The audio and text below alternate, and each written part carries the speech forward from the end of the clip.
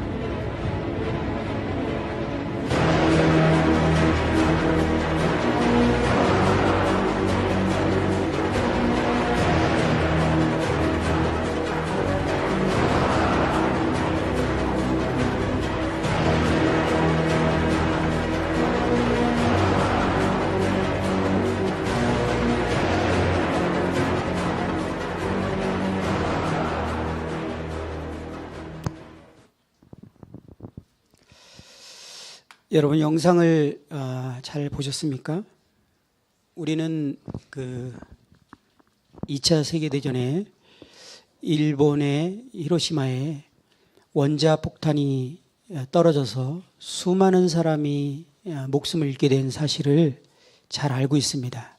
근데 놀라운 사실은 그 일이 있기 전에 미군들이 그곳에 폭탄이 떨어질 것을 이제 찌라시를 엄청난 양을 뿌렸습니다.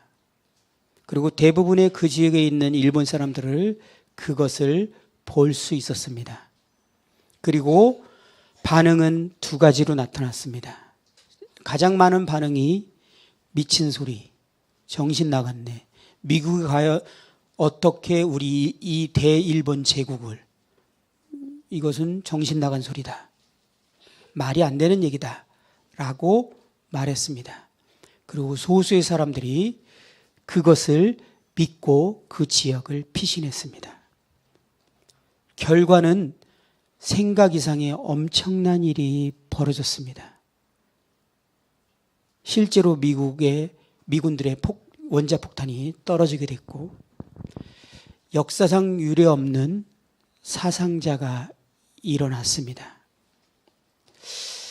제가 왜 이 영상을 보고 이 두 번째 시간을 시작했을까요? 이제 오늘 이 두 시간에 듣는 내용에서는 이러한 일이 벌어질 겁니다. 원자폭탄보다 더 엄청난 일이 우리에게 닥칠 것을 하나님은 이 성경에 우리에게 기록해 놨습니다. 여러분, 이 시간에 그 내용을 듣고 미친 소리라고 말할 수 있습니다. 그리고 어떤 사람에게는 정말일까? 이 부분을 좀 더 알아봐야 되지 않을까? 라는 사람이 있을 수도 있겠습니다. 하나님이 어떠한 경고를 하고 무슨 일이 벌어질 거라고 수백 번, 수천 번의 성경의 예언은 한 번도 빗나간 적이 없이 그대로 다 이루어진 것을 성경이 증명하고 있는 책입니다.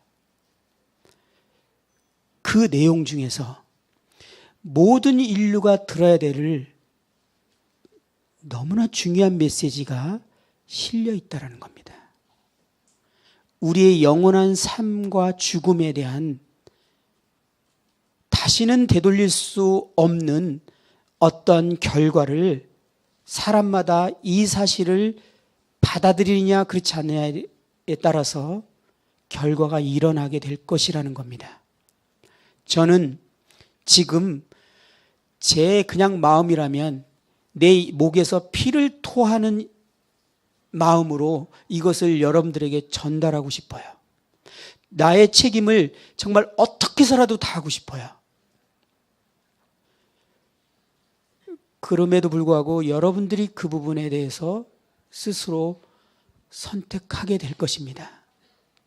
저는 이 시간, 두 시간을 피를 토하는 심정으로 이 하나님의 메시지를 전달해야 될 책임과 의무와 강한 마음에 어떤 의무감을 가지고 이 얘기를 여러분들에게 합니다. 성경에 있는 하나님의 메시지가 여러분들에게 전해질 것입니다. 제발 부탁한 건데 가볍게 드지 마시고 이 귀한 시간을 졸지 마시고 다 들으신 후에 여러분들이 결정할지라도 어떤 내용인지 진지하게 듣시기 바랍니다. 여러분들에게 또 기회가 돌아올지는 아무도 보장하지 못합니다. 저는 정말 진지한 마음으로 이 내용의 메시지를, 이 엄청난 성경의 내용 중에 가장 핵심적인 우리 모든 인류에게 해당되는, 여기 계신 모든 사람들에게 반드시 이루어지고 해당되는 내용을, 하나님의 메시지를 그대로 가감없이 전달하겠습니다. 짧은 시간입니다. 여러분들이 집중해서 한번 들어보시기 바랍니다. 성경에는 지난 시간에 말했던 하나님이 온 우주와 만물을 창조하기 전에 먼저 창조한 존재가 있다라고 합니다. 그것은 뭐냐면 천사, 영적인 존재였습니다. 하나님은 이 영적인 존재를 먼저 창조했다고 성경에 기록되어 있고, 그리고 나서 이제 지구와 짐승들과 해와 달과 이런 것들을 이제 만들게 되면서 마지막 날, 6일째 되는 날 사람을 이제 창조하게 됩니다. 천사에 대해서 조금 설명이 필요한데요. 이것은 저희들과 하나님의 의도와 달리 이 천사의 문제가, 천사의 창조가 저희들과 직접적인 연관을 갖게 되는 일이 일어납니다. 그것을 성경에 내용을 제가 간단한 이야기식으로 여러분들에게 전달해 드리도록 하겠습니다.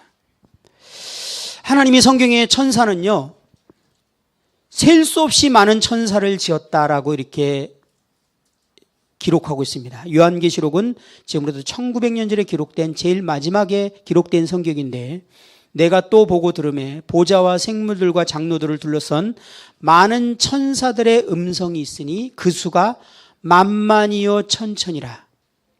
이런 성경의 표현은 셀 수 없는 숫자를 말할 때 만만이요 천천이요. 이게 고대의 표현 방법이에요. 그 당시에 2000년 전에 표현 방식은 만만이요 천천이다 그러면 숫자 셀 수 없이 많다.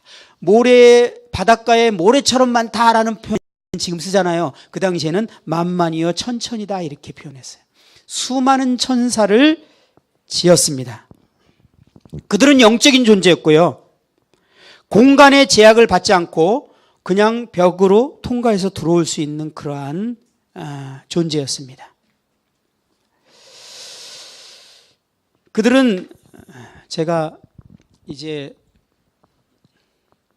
노안이 와서 안경을 안 쓰면 마음은 여전히 청년인데 몸은 달라졌어요. 저도 적응이 안 되지만 안경을 좀 써야겠습니다. 그들은 하나님을 섬기고 사람들을 섬기라고 지었다라고 히브리서에 이렇게 기록했어요. 히브리서에 보면 모든 천사들은 섬기는 영으로서 구원받을 상속자들을 위하여 섬기라고 보내심이 아니냐. 천사들이 만든 목적은요, 하나님을 섬기고 하나님이 마지막에 지을 사람을 섬기기 위해서 미리 준비해 놓은 섬기는 영적인 존재예요. 그래서 우리가 교회를 나오지 못한 사람도 표현하는 표현이 있거든요. 수호천사란 말 하시죠. 성경에 보면 천사들은요, 조직화되어 있어요. 계급처럼 쫙 군대 조직과 같아요. 최고의 우두머리가 있고 쭉 조직화돼서 제일 쪼무라기 천사를 여러분들은 수호천사라고 이렇게 말하고 있는 겁니다. 다시 말하면 한 사람을 지켜주고 있는 천사와 한 마을을 지키고 있는 천사와 한 나라를 관장하는 천사와 그 천사들을 컨트롤하고 있는 우두머리 천사와 같이 군대처럼 조직화되어 있습니다. 그래서 여러분들의 개인들의 위엄을 보호해주고 지켜주는 천사를 우리는 수호천사다. 그래서 가끔 농담으로도 너 수호천사가 지켰나 봐. 실제로 성경에서 나온 얘기입니다. 이 천사들은 특수한 임무를 띌 때는 실제로 성경을 보니까 눈에 보이는 사람처럼 모습을 가지고 나타나기도 했어요.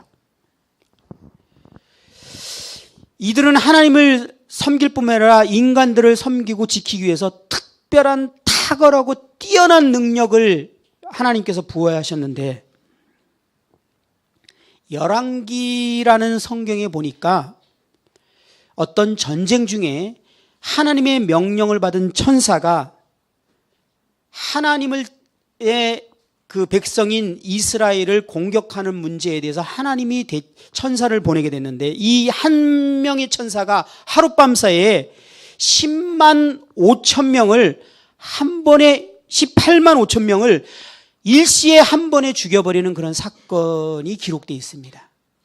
하나의 천사가 18만 5천 명의 군사를 일시에 다 죽음으로 몰아갑니다. 제가 이 표현을 하는 것은 천사가 하나하나에 가지고 있는 능력은 우리의 생각을 훨씬 뛰어넘는 엄청난 힘과 능력을 가진 존재로 하나님이 창조하셨어요. 다시 말하면 군대와 같이 조직되어 있었고, 그들의 이름은 성경에 보면 영들, 천사들, 그룹, 스랍 이런 이름들로 명칭이 되어 있었습니다. 그들 중에 대장이 있었는데요, 그 대장의 이름은 루시퍼라고 했습니다. 루시퍼라는 것이 요즘에 그 노래에서도 접하게 되고요, 그룹에서도 접하게 되는데, 이 이름이 천사장이라는 뜻이에요. 이 천사장의 이름이었어요. 그는 기름 부은 천사로서 이제 성경에 보면 천사로서의 대장으로 위치하고 있는데요. 이 루시퍼의 이름은 빛을 나르는 자, 빛나는 존재, 계명성 등으로 불려주고 있습니다.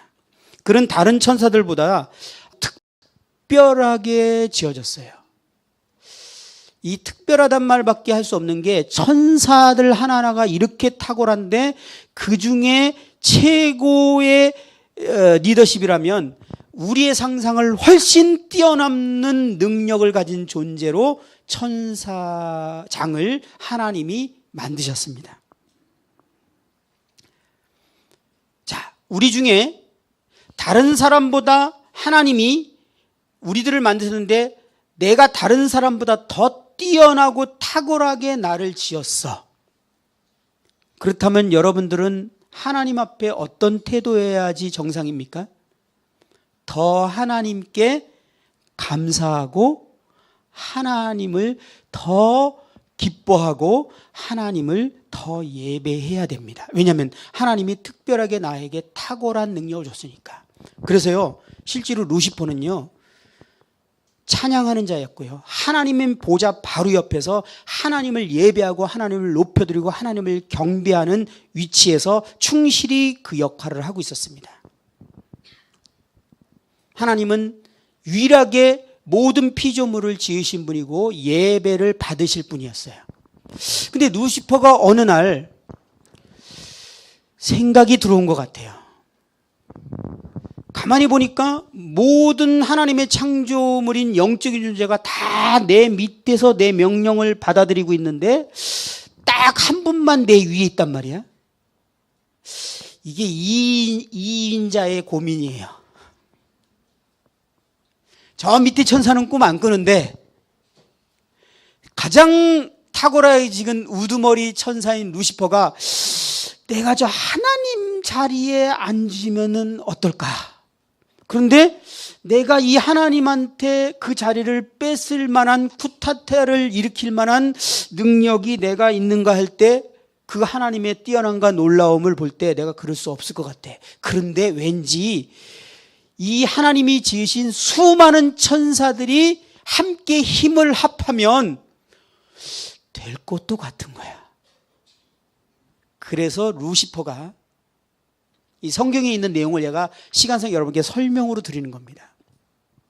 마음이 이제 교만해지고 저 하나님 자리에 앉아서 나도 하나님처럼 수많은 천사들에게 예배를 받고 경배를 받고 그렇게 받고 싶다라는 생각이 마음에서부터 들기 시작하면서 천사들에게 이제 나와 함께 이 일을 꾸미자라고 소위 말하면 영모를 하게 됩니다.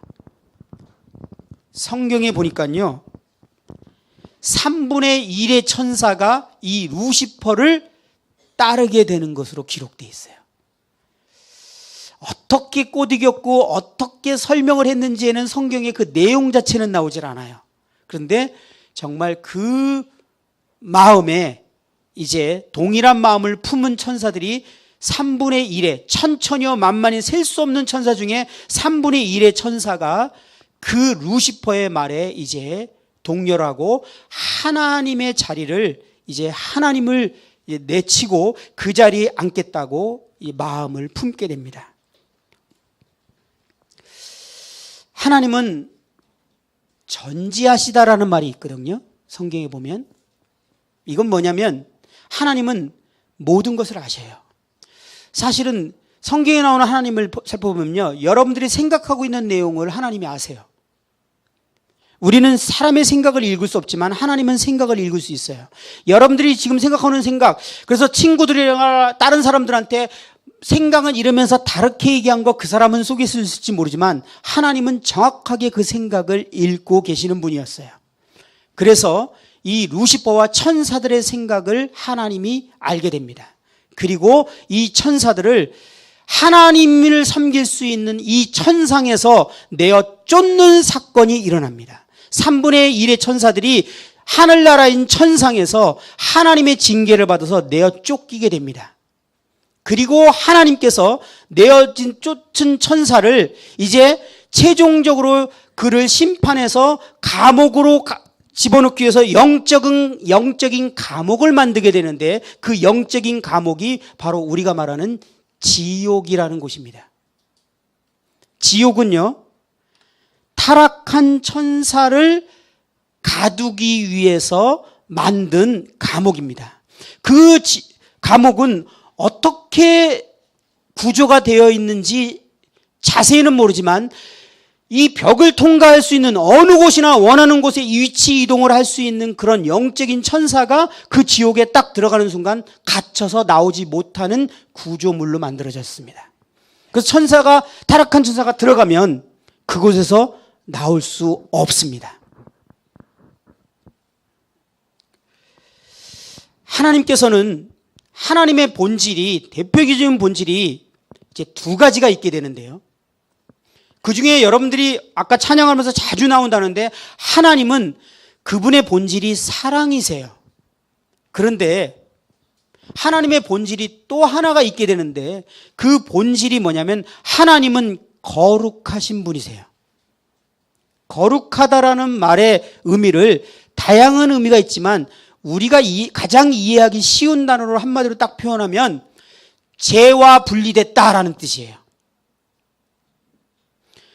거룩한 존재는 죄와 함께 있을 수 없는 존재입니다.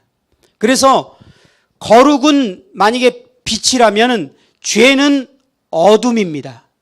여러분, 어둠과 빛이 동시에 존재할 수 있습니까? 불가능해요.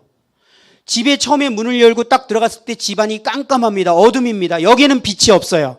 그런데 형광등 스위치를 딱 끼는 순간, 빛이 딱 지금처럼 들어오는 순간 어둠은 싹 사라집니다. 빛과 어둠은 공존하지 못합니다. 루시퍼가 하나님 앞에서 죄를 짓게 되고 나서는 하나님과 동시에 있을 수 없는 존재가 됩니다. 하나님은 거룩하기 때문에 죄와 함께 공존할 수가 없어요.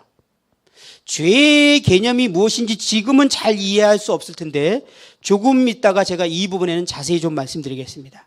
그래서 하나님께서 더 이상 하나님의 의도를 떠난, 하나님의 의도를 벗어난 죄를 지은 타락한 천사를 하나님이 함께 있을 수 없기 때문에 하나님의 자리에서 이제 내어 쫓는 일이 벌어지게 되고, 그 천사를 가두기 위해서 이제 영적인 감옥인 지옥을 만들게 됩니다. 타락한 천사들도요, 여전히 천사들이었기 때문에 조직화되어 있습니다. 그래서 루시퍼가 하나님 앞에 죄를 짓고 천상에서 쫓겨나면서 루시퍼라는 이름을 박탈당하고 새로운 이름을 갖게 되는데, 그 새로운 이름이 사탄입니다. 마귀라고도 합니다. 여러분, 사탄, 마귀라는 이름은 들어봤죠? 원래 그의 존재는 천사장이었어요. 하나님을 대적하고 하나님을 거절하는, 하나님 자리에 앉고자 하는 그 죄로 인해서 자기의 직책을 박탈당한 천사가 갖게 된 이름이 마귀라는 것입니다. 그리고 그 천사를 따라서 함께 반역을 일으킨 천사들을 이제 다양한 이름으로 말하는데, 그 천사들의 수호천사 같은 쪼무라기를 우리는 보통 귀신이라고 말합니다. 귀신, 마귀, 이런 명칭은 하나님이 지은 타락한 천사가 갖게 된 이름입니다.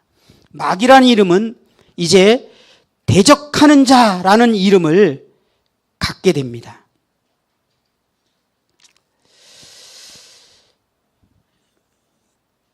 하나님께서 이제 사단을 가두기 위해서 지옥이라는 걸 만들게 되는데, 이 지옥에 대해서 성경에는 이제 몇몇 설명이 기록되어 있습니다. 그런데 이 지옥에 대해서 성경에 기록된 하나님의 메시지가 실려져 있기 때문에 우리는 이 부분에 대해서 성경이 말하는 지옥이 어떤 것인지에 대해서 좀 제가 소개를 해드릴까 합니다. 이 지옥이 어떤 것이냐? 마태복음에 보면 저주를 받은 자들아 나를 떠나 마귀와 그 사자들을 예비하여 예비된 영원한 불에 들어가라 이렇게 써 있어요. 마귀와 사자들을 위에 예비된 지옥은 불입니다. 성경에 그 지옥이 불로 돼 있다라고 이렇게 기록되어 있습니다.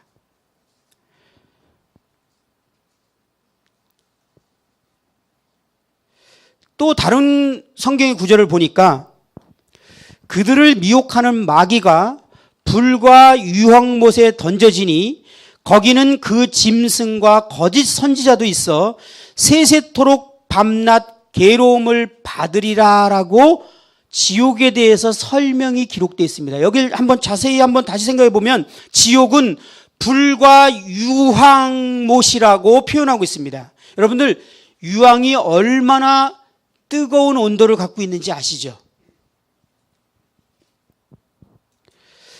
마귀가 들어갈 지옥은 불과 유황으로 돼 있고요. 그 다음에 뒤에 문장을 보니까 세세토록 밤낮 괴로움을 받으리라 라고 말하는 거 보니까 엄청난 괴로움을 느끼고 받는 곳인 것을 알 수 있습니다. 그런데 더 무서운 단어가 뭐냐면 세세토록이라는 단어예요. 세세토록이라는 단어 이해되겠어요? 세세토록이라는 단어는 우리 그냥 쉬운 표현으로 말하면 영원토록이라는 거예요. 그러니까 지옥은 한 번 들어가면 나올 수가 없고 영원토록 그 유황의 뜨거운 고통을 느끼면서 영원토록 하나님을 대적하고 하나님을 거절하고 하나님을 거절한 하나님 보좌에 앉고자 했던 그 죄에 대한 대가를 치르게 되는 곳이 지옥입니다.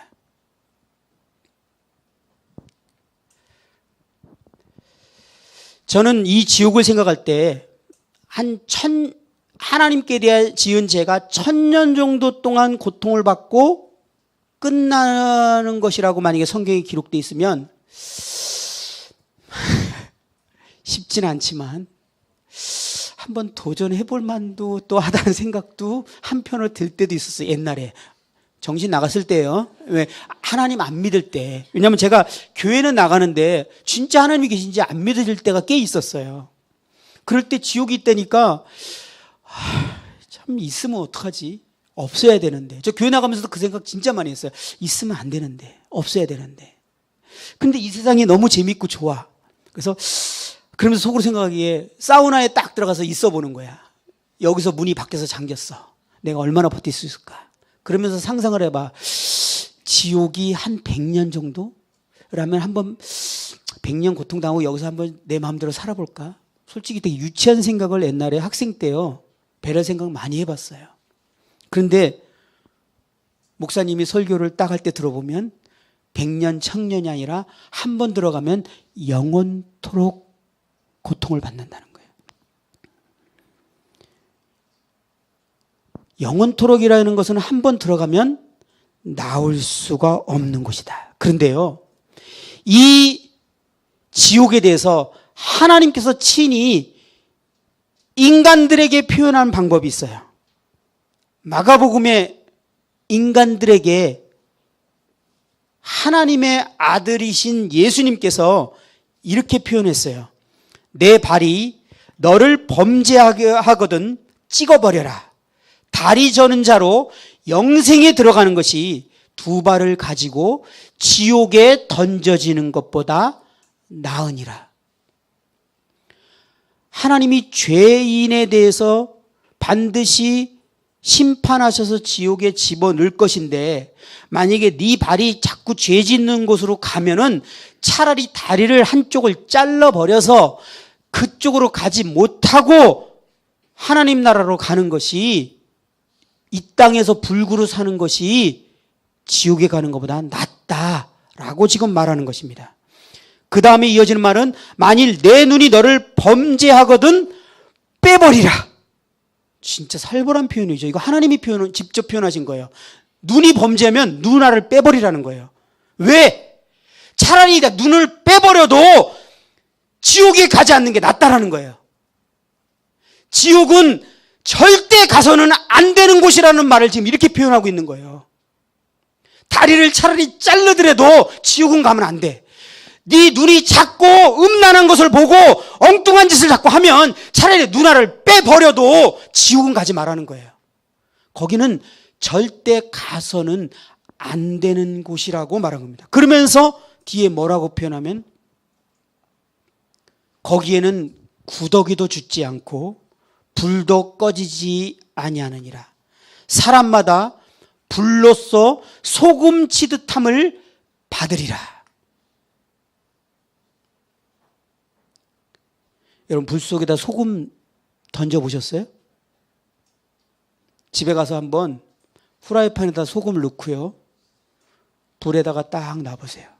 소금이 다다다다다다다 막 튀기 시작해요.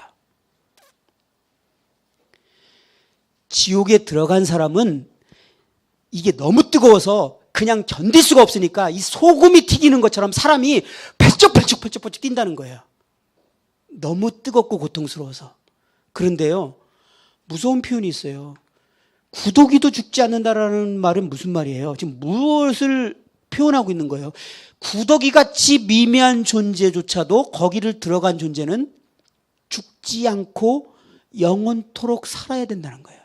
우리가 죽게 되면 우리의 영혼이 지옥으로 딱 가는 순간 거기서 소금 치듯이 뜨거워서 팔짝팔짝 뛰게 되는데 영원토록 죽지 않고 그 뜨거운 고통을 겪으면서 살아야 된다는 것이에요.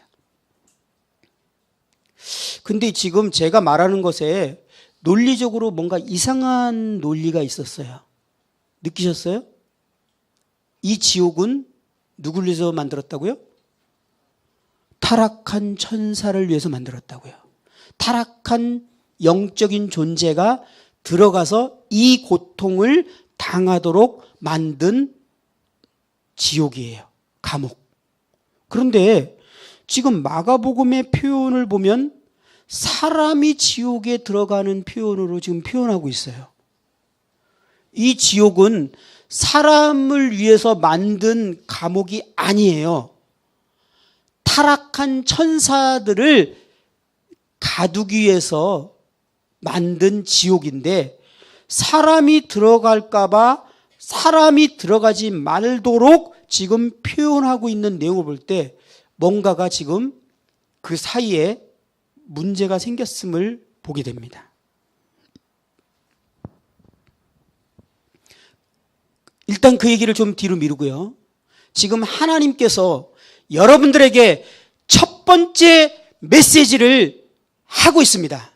천사들이 타락했고 천사들을 위해서 지옥을 만들었다는 사실에 대해서는 우리들에게는 해당되지 않는 메시지였어요. 그건 천사들에게 해당되는 메시지였어요. 그런데 이 마가복음으로 넘겨오면서 이제 사람들이 지옥으로 들어가게 됐다라는 사실을 인식하게 되고요, 어떤 사람도 이 지옥에 들어가서는 안 될 것을 하나님께서 인류들에게 메시지를 던지고 있습니다. 왜냐하면 너무나 이것은 고통스럽고 들어가서는 안 되는 곳이기 때문에. 지금 하나님의 메시지가요, 우리에게 뭐라고 말하면 네가 자꾸 죄를 지면 차라리 다리를 잘라버려라. 이것은 예죠. 여러분들이 짓는 죄는 어떤 죄입니까? 주로 그 자꾸 손으로 뭔가 문제가 뭐야? 손을 잘라버리라는 거예요. 그리고라도 지옥에 들어가지 말아야 될 것을 하나님이 말씀하고 계셔요.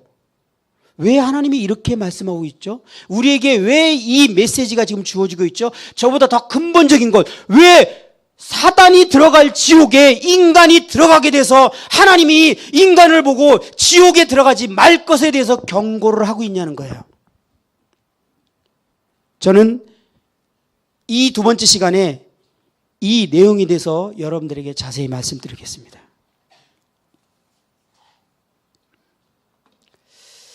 하나님께서 이제 모든 우주와 만물을 지으시고 마지막 여섯째 날 인간을 창조하게 됩니다.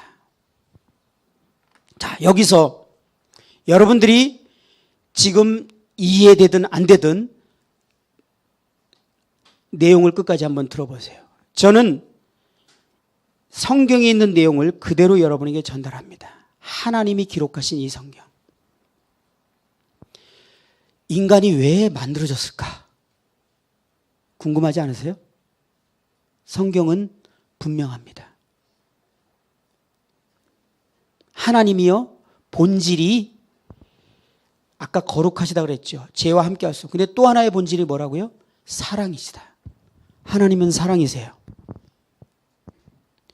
하나님은 사랑이신데 하나님께서 자신과 함께 인격적으로 관계를 맺는 사랑의 대상을 하나님이 갖고 싶으셨어요. 사랑의 본성이 있는 사람에게 사랑의 대상은 너무나 필요하고 중요한 존재예요. 이것을 이해하도록 제가 이렇게 설명해 볼까요? 자, 여기 계신 분이 이 땅에 살아가면서 사실 내가 갖고 싶은 거 못 가진 거 참 많죠. 우리 청년들 멋진 예를 들어서 스포츠카. 뭔지 모르지만 내가 가장 원했던 그 어떤 것. 우리 자매님들은 뭘 제일 원하는지 잘 모르겠어요. 제가 여자가 아니라서. 근데 그게 많은 돈을 주고 사야 되는 것은 살 수 없었어요. 그런데 한번 이렇게 상상해 봅시다. 오늘 이제 잠을 자고 내일 아침에 딱 깼는데 모든 전 인류가 하루아침에 무슨 이유인지 모르지만 다 죽었어. 그리고 나만 살아있는 거야. 끝내주지 않습니까? 이 지구에 있는 모든 건 다 내게 됐어요. 스포츠카? 뭐 그거 한 대가 아니라 수천 대를 몰 수 있어요. 한 1km마다 차 바꿔 타도 돼요. 다 내 겁니다. 여러분들 정말 갖고 싶은 거 있었어요? 이 지구상에 있는 모든 것은 다 여러분 건이 됐어요. 왜? 나밖에 없으니까. 여러분에게 물어보고 싶습니다. 행복하십니까? 왜 안 행복해요? 갖고 싶은 거 다 가졌는데. 왜 안 행복하다고 지금 얘기하냐면 우리 인간은 하나님처럼 사랑하는 본질이 있어요. 다시 말하면 다른 사람들과 사랑의 관계를 맺는 것이 우리에겐 대단히 중요한 문제가 됐어요. 왜냐하면 우리 본질이 사랑이기 때문에. 그렇기 때문에 사랑의 대상이 없는 상태에서는 행복할 수 없어요. 그 모든 것이 내가 사랑하는 사람과 같이 있으면 완벽하지. 그것처럼 하나님은 사랑이 본질이었기 때문에 하나님은 자신과 인격적인 사랑의 관계를 맺을 어떠한 존재를 만드시기로 결정하셨습니다. 그것이 바로 인간입니다. 인간의 기원은, 인간의 창조의 기원은 하나님의 사랑의 대상이었어요. 이 온 우주의 주인이신 창조주이신 사랑의 대상으로 인간이 지어졌습니다. 그래서 하나님이요, 창조하는 방법을 그것을 증명하듯이 어떻게 지었냐면 먼저 온 우주의 만물을 다 지어놓고 제일 마지막에 인간을 짓게 됩니다. 이게 당연한 순서라는 거 이해하세요? 엄마 아버지가 결혼해서 사랑의 대상이 이제 뱃속에 생기게 됩니다. 이 아이는, 이 부부에게는 정말 사랑하는 대상이에요. 그 아이가 이 세상에 태어나기 전에 뭐부터 준비하죠? 그 아이가 완벽하게 편안하게 살 수 있는 환경을 내가 능력이 되는 한에서 모든 준비를 다 합니다. 아이의 방을 꾸미고 아이의 침대를 꾸미고 아이의 옷들과 아이의 필요한 모빌 미리 다 준비해 놓습니다. 그렇죠? 그리고 마지막에 아이를 태어나게 해서 그곳에 둡니다. 사랑하지 않는 부모라면 이렇게 하겠죠. 그냥 애 놓습니다. 근데 아무것도 준비 안 됐어요. 아이는 헐벗었어요. 누울 곳도 없어요. 그런 부모는 있을 수 없습니다. 사랑의 대상은 그가 필요한 모든 것을 준비해서 그 사랑하는 대상을 놓게 됩니다.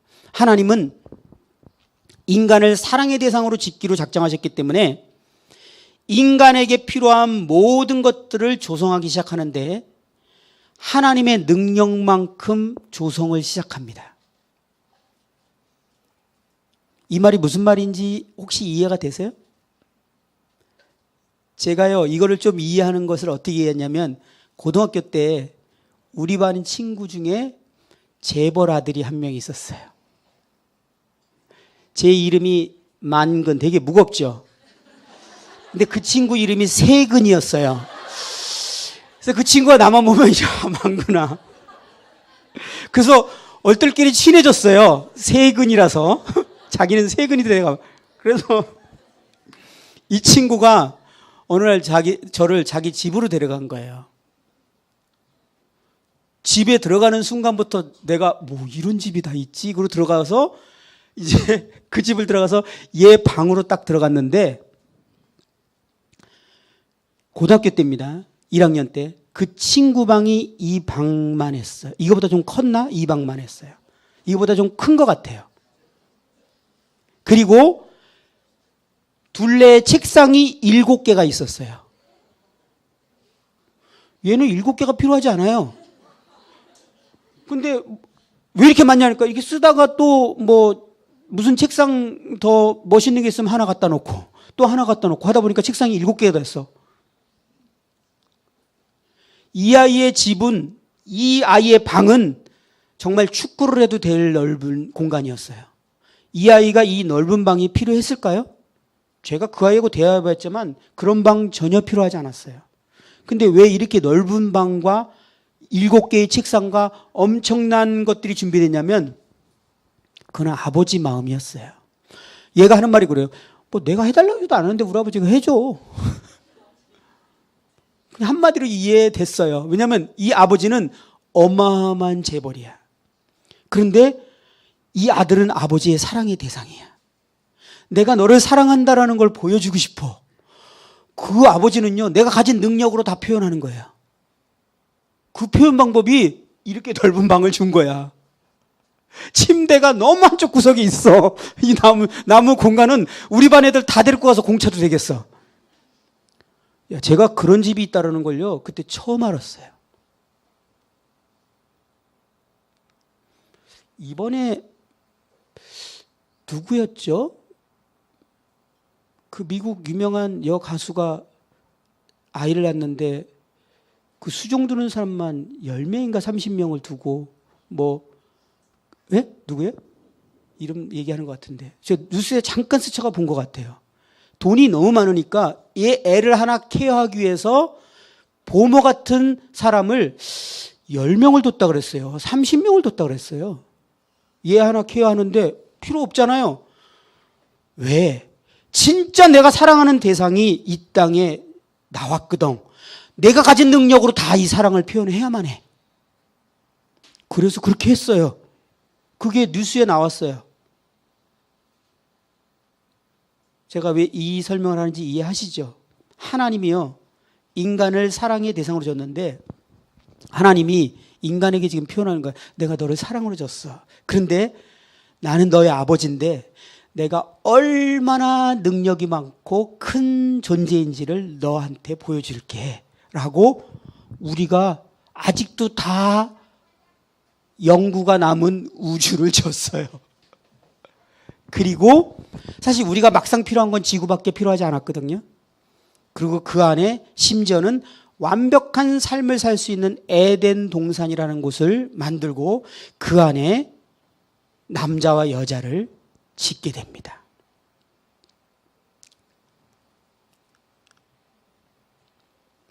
이 처음 남자와 여자는요, 99%가 아니라 100% 완벽한 삶을 시작합니다. 어떻게 완벽할까요? 제가 떠오르는 대로 설명하겠지만 다 설명 못합니다. 일단은 하나님이 인간에게 사랑을 표현할 때 어떻게 사랑을 표현했냐면요, 사랑의 표현은 상대의 필요를 채워주는 거로 사랑을 표현하는 겁니다. 여러분들 그것이 어떻게 이해하기 쉽게 하냐면, 여러분의 어머니, 아버지가 여러분들을 사랑으로 낳았죠. 그래서 여러분들이 자라는 동안에 모든 필요를 다 채우셨습니다. 왜?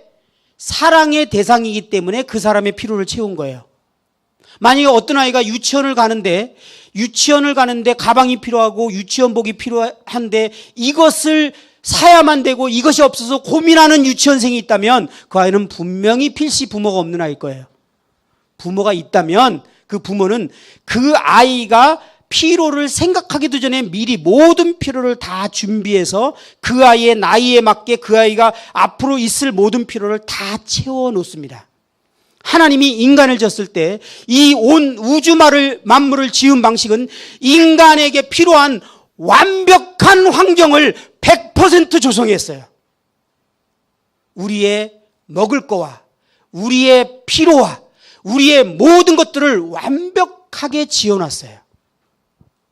그 어떤 것도 더 이상 필요하지 않을 만큼 완벽하게 지었어요.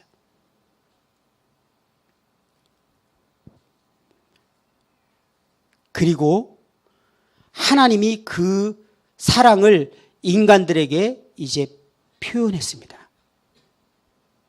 인간이 인격적으로 지어진 존재는 하나님과 사랑의 관계를 맺기 위해서 인간만 인격적인 존재를 지어졌어요.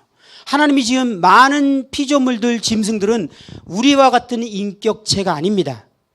왜냐하면 하나님이 우리처럼 인격체이시기 때문에요. 인격과 인격이 사랑의 관계를 맺을 수 있기 때문에 저 우리 집에 강아지 하나 키우거든요. 하도 우리 딸이 원해서 치와 한 마리를 키우게 됐습니다. 한 3년 전에부터.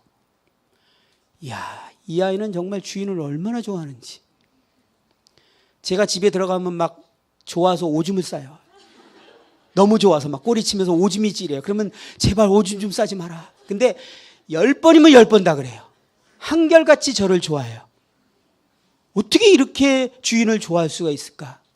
그런데도요, 저는 이 아이 때문에, 이 강아지 때문에 만족할 수는 없어요. 왜냐하면 이 강아지는 인격체가 아니에요. 난 이 강아지하고 가족이 될 수 없고요. 이 강아지하고 결혼할 수 없고요. 이 강아지하고 함께 모든 것을 동반할 수 없어요. 삶을. 좋아하는 건 맞아요. 왜냐하면 인격체가 아니기 때문에. 하나님은, 인격이신 하나님은 인격체인 인간을 만들어서 그들과 사랑의 관계를 맺기를 원하셨던 겁니다. 그래서 우리는 인격체로 주어진 거예요. 우리는 다른 짐승들과 달라요. 스스로 생각할 수 있고 선택할 수 있고 판단할 수 있고 거절할 수도 있고 예스 노를 할 수 있는 인격체가 되어버린 거예요. 하나님이 우리를 사랑의 대상으로 줬기 때문에 우리는 그렇게 지어지게 된 것입니다. 그리고 하나님은 우리에게 모든 필요를 채우시고 하나님의 사랑을 우리에게 쏟기 시작했어요. 그랬을 때 그 아담과 하와가 그 하나님의 사랑 안에서 완전한 만족과 완전한 행복을 누리면서 살 수 있게 되었는데요. 그것을 다른 말로 표현하면 정체성이 완전히 채워졌습니다. 이 정체성이 채워진다는 문제가 인간에게 있어서 얼마나 심각한 문제인지 여러분들 이해하세요?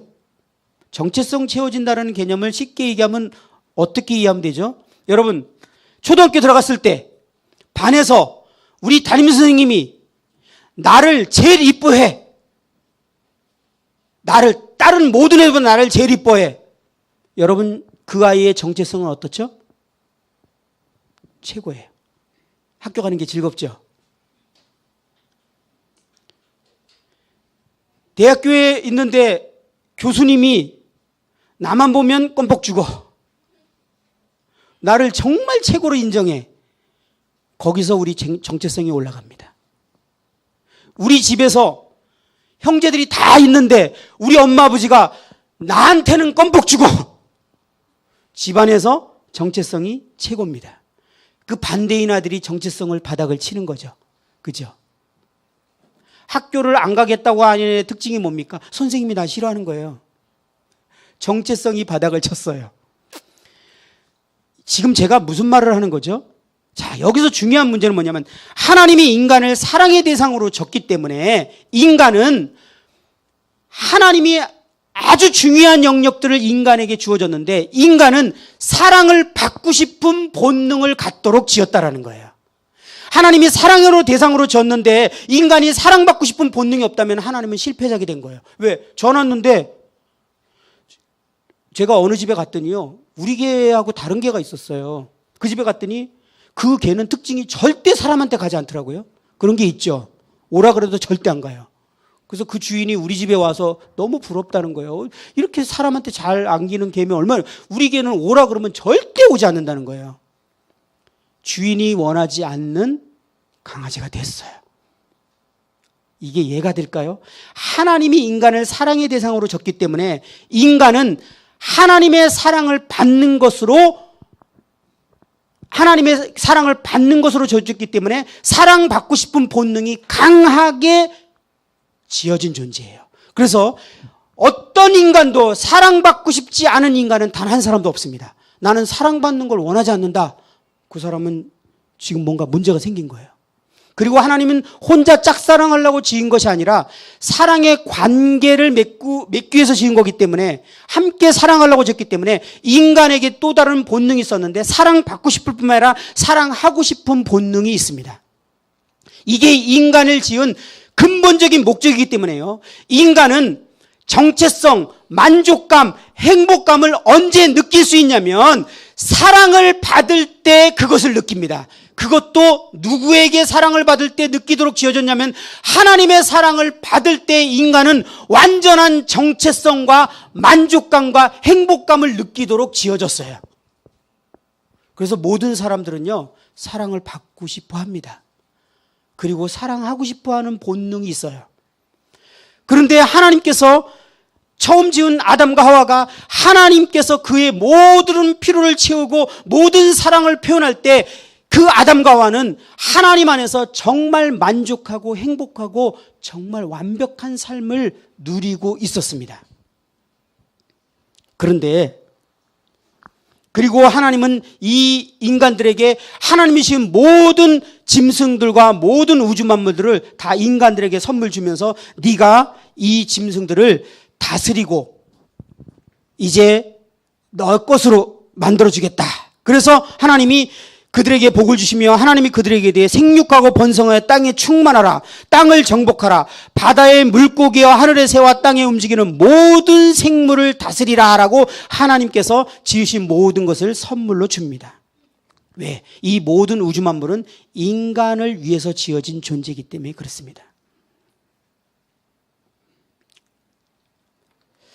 그리고 하나님이 아담과 하와에게 한 가지 경고 아닌 경고를 하게 됩니다. 그건 뭐냐면 너하고 나하고는 인격적인 관계로 맺어져 있기 때문에 너가 나를 거절할 수도 있는 존재로 지어졌기 때문에 네가 나를 거절하지 않기를 바란다. 나는 너를 지은 목적이 뭐냐면 너와 나와의 사랑의 관계를 통해서 네가 완전한 만족과 행복을 누리도록 지었기 때문에 네가 나를 떠나게 되고 나를 등지게 되고 나의 사랑을 거절하고 버리게 되면 너에게 심각한 문제가 야기되기 때문에 네가 나를 거절하지 않게 되기를 바란다. 라는 하나님의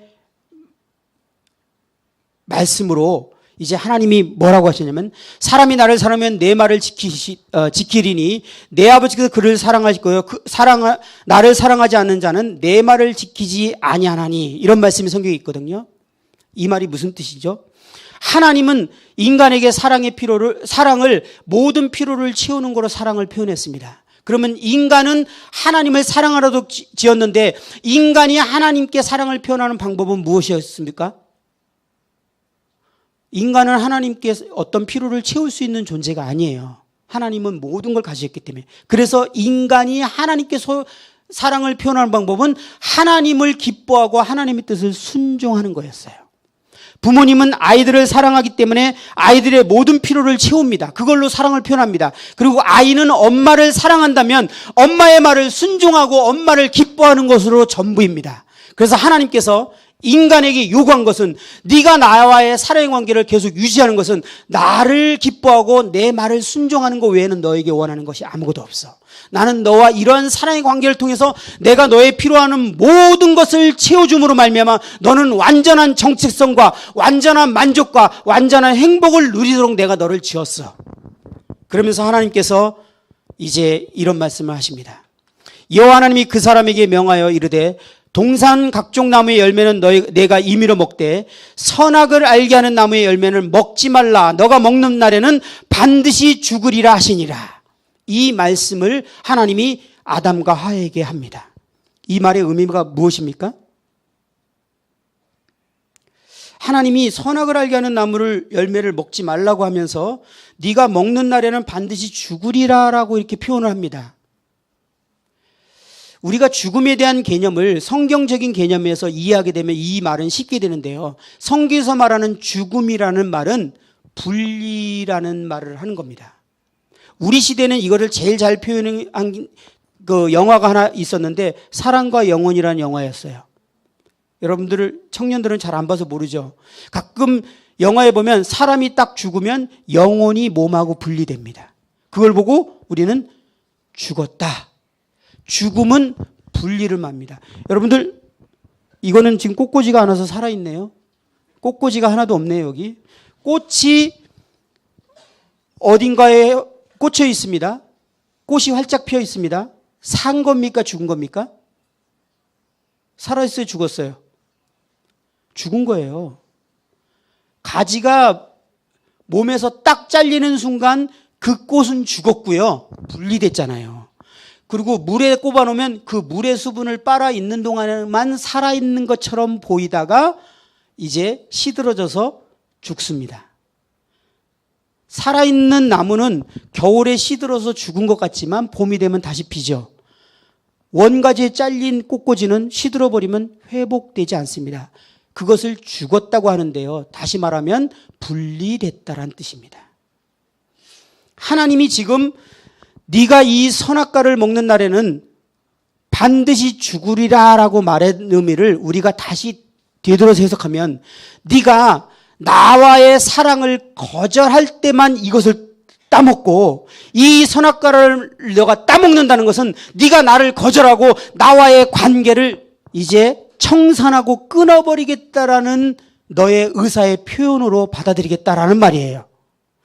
아담과 하와는 이 선악을 알게 하는 나무를 따먹어야 될 필요가 없었습니다. 왜냐하면 하나님이 창조하시고 하나님이 조성하신 환경과 하나님이 내 필요를 채우고 있는 이 상황이 너무나 완벽하고 만족한 삶이었기 때문에 이것에서 선악을 알게 하는 나무를, 다시 말하면 하나님과 관계를 끊어야 될 필요를 조금도 느끼지 않았어요.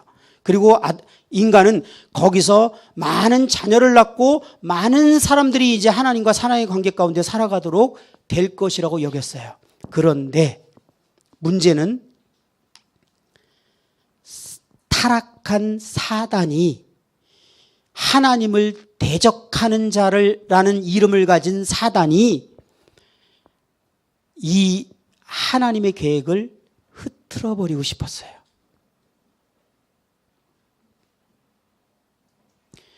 이 사단이, 조폭이 사단한테 저 배웠다라고 생각이 들거든요.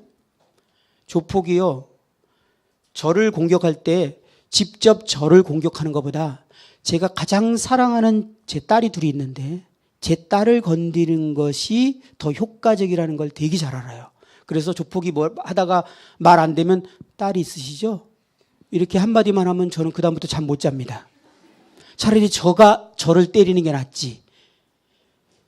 이게요, 타락한 천사가 정말 지혜가 뛰어나기 때문에 하나님을 대적하는 것이 하나님이 가장 사랑하는 존재를 건드는 것이 효과적이라는 것을 알았어요.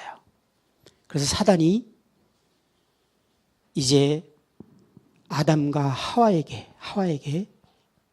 찾아와서 하나님과 사람의 사이를 이제 이간질시킵니다. 뭐라고 말하냐면요, 사단이 뱀 안에 들어와서 여자에게 찾아왔습니다. 여자에게 이르되 네가 그 선악을 알게 하는 나무를 따먹으면 정녕 하나님이 죽는다고 하더냐? 하와가 죽을 거라고 하나님이 말씀하셨다 그랬어. 그런데 뱀이 말합니다. 여자에게 이르되 너희가 결코 죽지 아니하리라. 너희가 그것을 먹는 날에는 너희 눈이 밝아져 하나님과 같이 되어 선악을 알 줄을 하나님이 아심이라. 이 말에는요, 정말 놀라운 말이 지금 들어가 있어요.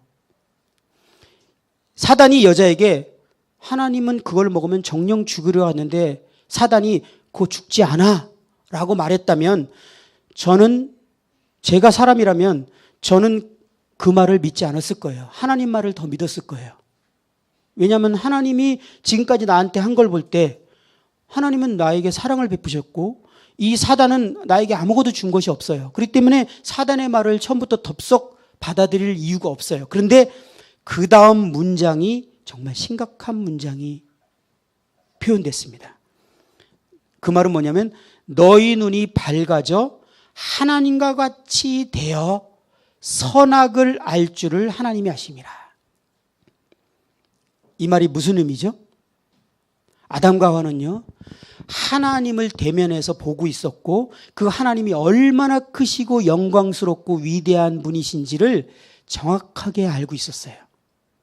그런데 사단이 이 여자에게 뭘 유혹했냐면 사실은 너를 사랑한다고 하는 하나님이 너에게 모든 필요를 다 채워주고 있지만 진짜 중요한 거는 주지 않았어. 그건 뭐냐면 네가 저 선악을 알게 하는 나무를 따먹는 거를 막은 거야. 왜? 이유는 뭐냐면 저 선악을 알게 하는 나무를 따먹는 순간 너는 너를 창조하신 하나님과 똑같은 위대한 신이 될 거야 라고 말한 겁니다. 이 여자는 거기서 귀가 번쩍했어요. 하나님이 나의 필요를 채우는 문제에서는 의심이 없었어요. 그런데 내가 하나님처럼 될 수도 있었는데 하나님이 내가 그렇게 되는 것을 막고 있었다? 그 순간 갑자기 여자는 많은 생각이 들었어요. 내가 하나님처럼 된다면 이건 지금보다 훨씬 더 만족스럽고 행복하고 위대한 삶을 살게 되는 것인데, 그리고 그 열매를 딱 보는데요, 성경에는 그 열매를 보니까 정말 하나님처럼 될 것 같은 그러한 보암직도 하고 먹음직도 하고 탐스럽기까지 하는 그런 열매로 눈이 확 들어온 거예요. 유혹이 되니까. 그리고 이 여자는 이제 마음을 정합니다. 내가 하나님과 등을 지고 나도 하나님처럼 되겠다라고 선택하고 그 열매를 따먹게 됩니다. 그리고 자기의 남편인 아담에게도 그 열매를 주어서 아담도 그 열매를 먹게 됩니다. 자, 여기서 하나님의 중요한 메시지 두 번째를 여러분에게 전달하겠습니다. 이 아담과 하와가 선악을 알게 하는 나무를 이제 이렇게 먹게 되는데 그림이 좀 완벽하지는 않죠?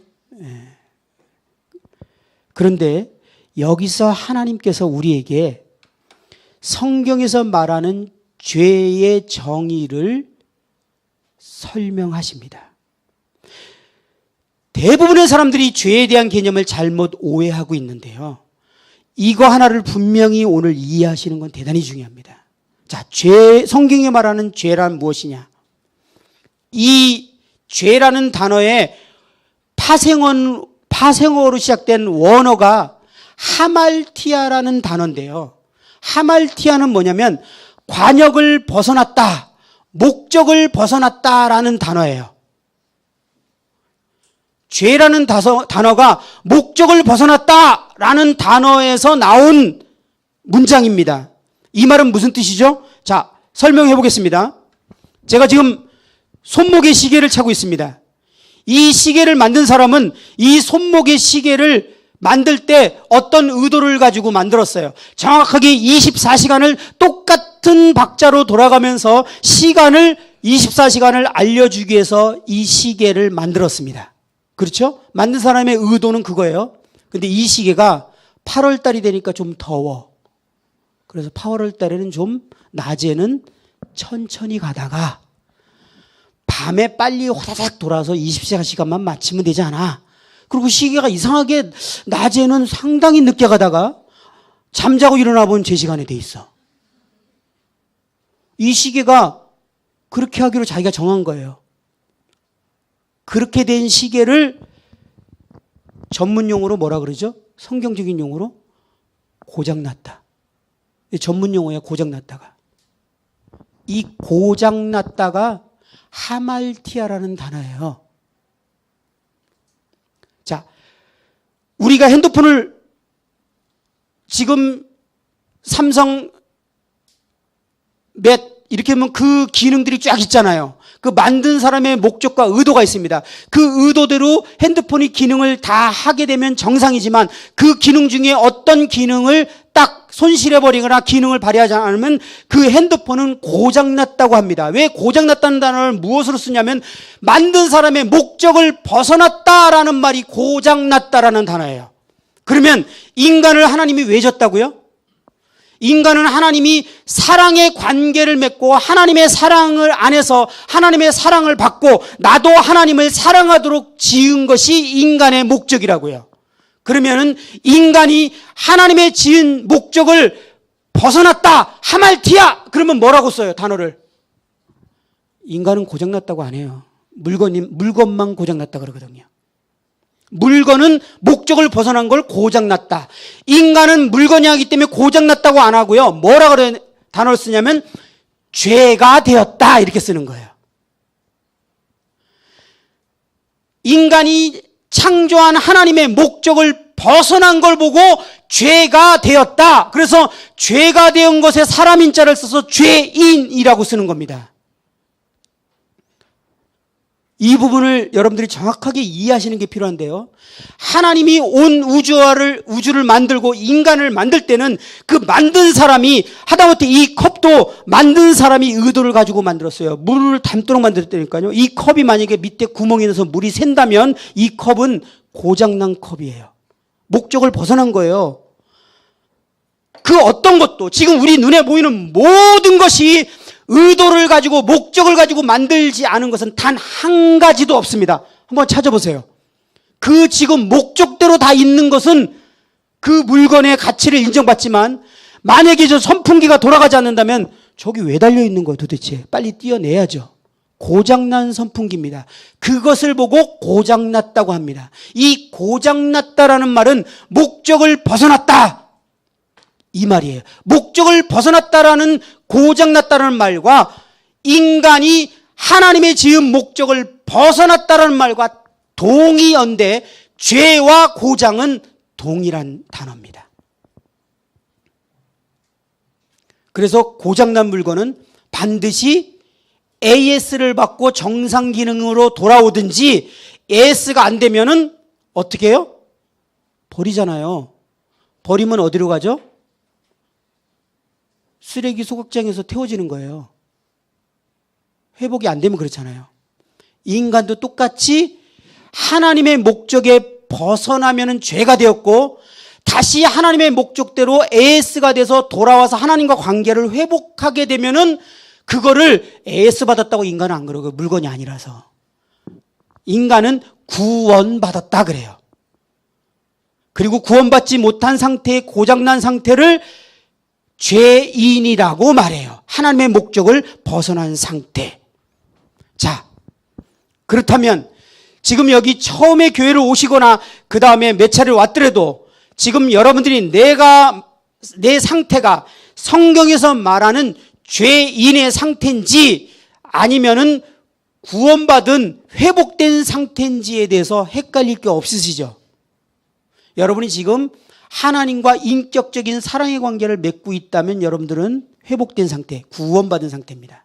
그러나 하나님과 인격적인 관계가 멀어진 상태에 있고 하나님과 대화할 수 없고 하나님의 사랑을 내가 받지 못하고 있고 하나님과 인격적인 사랑의 관계로 대화하고 함께하지 못한다면 여러분은 지금 죄인의 죄인의 상태입니다. 죄인이는 한마디로 말하면 하나님과 분리된 상태를 말하는 겁니다. 그래서 여러분들이 하나님과 분리된 상태에 지금 살아가다가 이 상태에서 그대로 죽게 되면은 영원한 분리를 경험하게 되는데, 그 영원한 분리는 죽고 난 후에 갈 곳은 두 군데죠. 하나님이 계신 하나님의 나라. 관계가 회복된 사람은 죽으면 하나님과 관계가 회복된 상태에서 그대로 하나님이 계신 곳으로 가겠죠. 하나님과 분리된 상태에서 죄인인 사람은 죽고 나면은 하나님과 분리된, 영원히 분리되는 곳인 지옥으로 들어가게 된 것입니다. 그리고 하나님의 말보다 사단의 말을 따라서 순종하고 하나님의 말을 순종해서 선악을 알게 한 나무를 따먹었기 때문에 사단이 최종적으로 가게 되는 지옥에 사단을 따른 인간들도 지옥으로 가게 되었습니다. 불행히도 아담과 하와는 하나님을 등지고 떠나버렸어요. 그리고 하나님과 분리가 됐어요.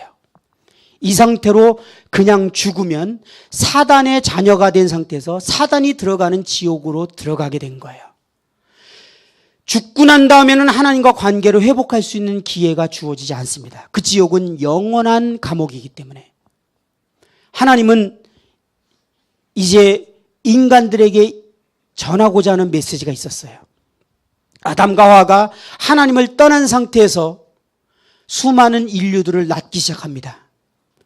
그들은 태어나면서부터 하나님을 떠난 상태에서, 하나님을 분리된 상태에서 이 땅에 태어나게 됩니다.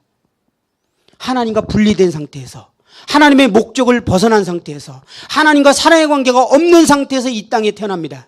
그리고 이 땅을 살아가다가 그 상태로 죽어버린다면, 하나님과 분리된 상태에서 죽어버린다면 하나님과 영원한 분리를 맛보게 됩니다. 하나님은 사랑이시기 때문에 자신이 사랑으로 지은 대상이 사단을 따라서 영원한 불못으로 들어가는 것에 대해서 원치 않으셨어요.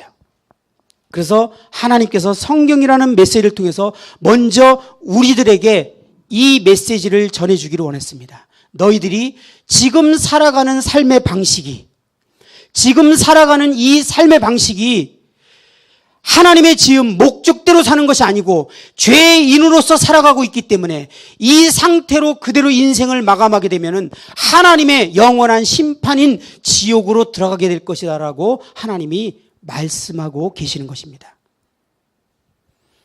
제가 이 말씀을 드리는 것을 이해하는지 안 하는지 한번 확인해서 한 가지 질문만 한번 해볼까요? 사람이 태어났습니다. 소위 말한 나쁜 짓을 한 번도 하지 않았어요. 그 사람이 죽었어요. 어디로 갈까요? 확실히 얘기해보세요. 어디로 갑니까? 지옥에 가는 게 맞아요? 예, 맞아요. 많은 사람들은 내가 무슨 나쁜 행동을 했기 때문에 지옥 간다라고 많이 생각을 하세요. 맞아요. 그 나쁜 행동에 대해서 하나님은 심판하실 거예요. 그런데요, 나쁜 행동을 해서 지옥 가는 것이 아니라 하나님이 만드신 창조 목적인 사랑의 관계가 깨어진 상태에서 태어나고 살았기 때문에 지옥 가게 된 거고요. 하나님과 관계가 깨어진 상태이기 때문에 죄인으로 살아가기 때문에 죄를 짓는 거예요. 사과나무는 사과 열매를 맺고 배나무는 배 열매를 맺는 것처럼 죄인이기 때문에 죄를 짓는 것이지 죄를 져서 지옥 가는 게 아니에요. 하나님과 관계가 깨어진 상태, 하나님과 사랑의 관계가 깨어진 상태가 죄인이었기 때문에 그 죄인의 결과는 지옥으로 가게 된 것입니다.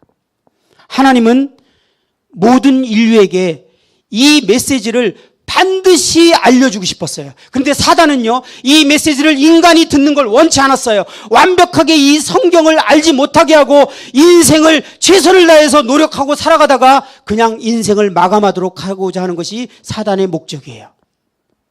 그러나 하나님은 우리에게 말씀하십니다. 우리가 하나님과 사랑의 관계를 맺기 위해서 이 세상에 존재하게 됐다고. 그리고 이 하나님과 사랑의 관계가 깨어진 것이 죄인이 되었다고. 그리고 이 하나님과 사랑의 관계가 다시 회복되지 않으면, 이 분리된 하나님과 관계가 깨어진 상태로 이 땅을 살아가다가 죽어버리면 죽은 후에 영원한 분리를 경험하게 될 것이라고 하나님은 성경을 통해서 우리에게 말씀하고 계십니다. 여러분은 이 하나님의 메시지를 마음에 진지하게 생각해 보셔야 합니다. 그리고 하나님께서 이 메시지라고 끝내버렸다면 우리는 이제 지옥 가는 것을 알게 됐고 끝난 것입니다. 차라리 모르는 게 낫죠. 이 땅에 사는 동안이라도 좀 편안하게 살다가 지옥 가는 게 낫잖아요. 지옥 가더라도. 근데 하나님이 너희들이 이대로 살다가 죽으면 지옥 가게 됐다라는 말을 하고 끝내시기 위해서 이 메시지를 한 것이 아니라, 너희들이 지옥을 가는 것에 대해서 내가 너희들을 사랑하는 대상이기 때문에 내 사랑이 여전히 너희를 향해 일어나고 있기 때문에 너희들이 지옥을 가지 않기 위해서 내가 너희들을 다시 나의 하나님의 나라로 데려가기 위해서 내가 지옥에 가지 않는 길을 예비하겠다라고 성경에 말하고 있습니다. 그리고 그 길이 마련이 되었습니다. 하나님은 이 지옥으로 가지 않고 이 영원한 멸망에서 건짐받는 길에 대해서 여러분들에게 이 메시지를 성경에서 기록해 놓으셨습니다. 마지막 시간에는 이 내용에 대해서 여러분들에게 전달해 드리고자 합니다. 잠시 쉬고 다음 시간을 갖도록 하겠습니다.